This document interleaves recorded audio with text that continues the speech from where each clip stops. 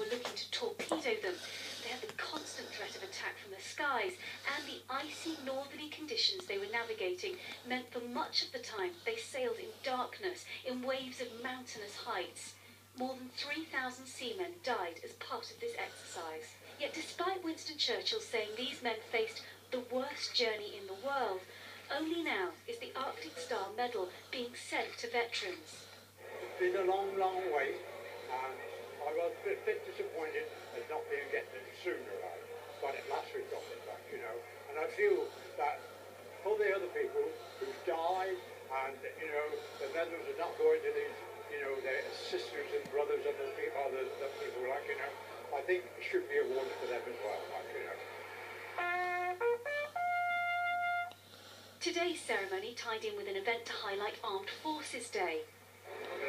Right at this moment, services like this are being held right across the country. Armed Forces flags will fly for the next week in towns and cities as a reminder of the contribution made by service personnel, past and present. We cannot do it without the support of the great British public.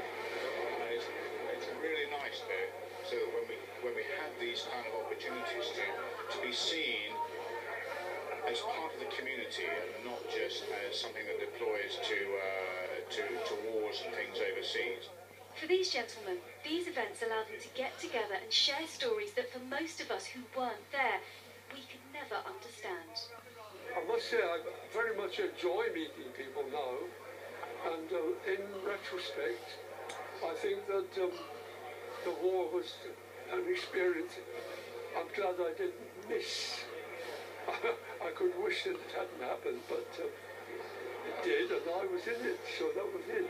Armed Forces Day is this Saturday, a day to think about troops of today, and importantly, to remember heroes of our past that we should never forget.